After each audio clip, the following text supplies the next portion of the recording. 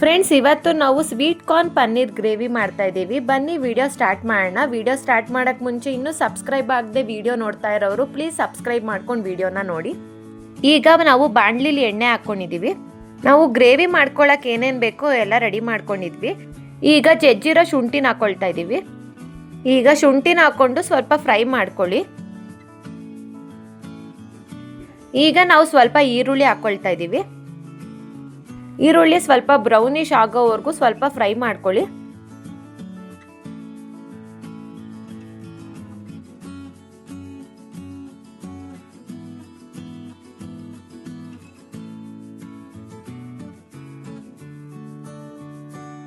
ಈರುಳ್ಳಿ ಫ್ರೈ ಆದ್ಮೇಲೆ ಇವಾಗ ನಾವು ಸ್ವಲ್ಪ ಟೊಮೆಟೊನ ಆಡ್ ಮಾಡ್ಕೊಳ್ತಾ ಇದ್ದೀವಿ.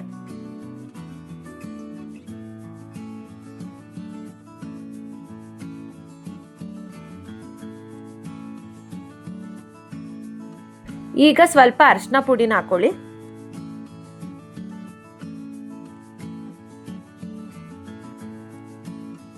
ಅರಿಶಿನ ಪುಡಿ ಎಲ್ಲ ಹಾಕೊಂಡ್ಮೇಲೆ ಸ್ವಲ್ಪ ಫ್ರೈ ಮಾಡಿ.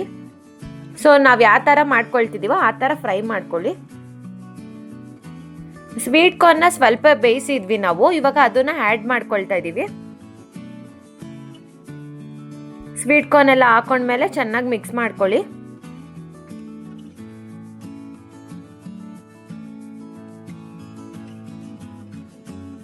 ಈಗ ನಿಮಗೆ ಖಾರಕ್ಕೆ ಎಷ್ಟು ಬೇಕೋ ಅಷ್ಟು ಖಾರದ ಪುಡಿನ ಹಾಕೊಳ್ಳಿ. ನಮ್ಮನೇಲಿ ಜಾಸ್ತಿ ಖಾರ ತಿನ್ನಲ್ಲ, ಅದಕ್ಕೆ ಸ್ವಲ್ಪ ಖಾರದ ಪುಡಿನ ಹಾಕೊಂಡಿದ್ದೀವಿ. ಈಗ ನೆಕ್ಸ್ಟು ಸ್ವಲ್ಪ ಗರಂ ಮಸಾಲಾನ ಹಾಕೊಳ್ಳಿ. ಇವೆರಡು ಹಾಕೊಂಡ್ಮೇಲೆ ಸ್ವಲ್ಪ ಮಿಕ್ಸ್ ಮಾಡಿ.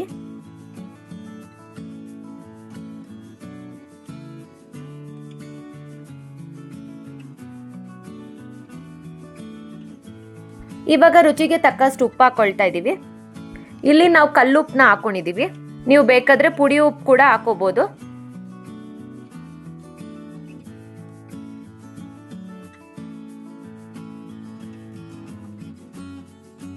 ಇವಾಗ ಚೆನ್ನಾಗಿ ಮಿಕ್ಸ್ ಮಾಡಿಕೊಂಡು ಸ್ವಲ್ಪ ನೀರು ಹಾಕೊಳ್ತಾ ಇದ್ದೀವಿ.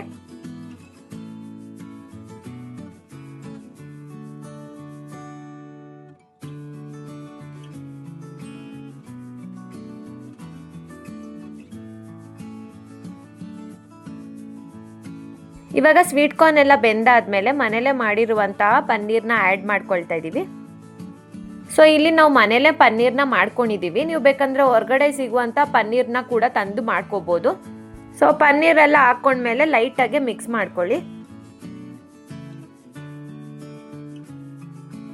ಟೇಸ್ಟ್ ಚೆನ್ನಾಗಿರುತ್ತೆ ಅಂತ ನಾವಿಲ್ಲಿ ಕಸ್ತೂರಿ ಮೇಥಿನ ಸ್ವಲ್ಪ ಹಾಕೊಳ್ತಾ ಇದ್ದೀವಿ. ನೀವು ಬೇಕಂದ್ರೆ ಕೊತ್ತಂಬರಿ ಸೊಪ್ಪು ಕೂಡ ಆ್ಯಡ್ ಮಾಡ್ಕೋಬೋದು.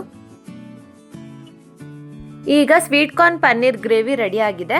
ನೀವು ಈ ಗ್ರೇವಿನ ಚಪಾತಿ, ರೊಟ್ಟಿ, ದೋಸೆ ಯಾವ್ದ್ರ ಜೊತೆ ಬೇಕಾದ್ರೆ ತಿನ್ಬೋದು. ಟೇಸ್ಟ್ ಅಂತೂ ತುಂಬಾನೇ ಚೆನ್ನಾಗಿರುತ್ತೆ. ನಾವಿಲ್ಲಿ ರವೆ ರೊಟ್ಟಿನ ಮಾಡ್ಕೊಂಡಿದ್ವಿ.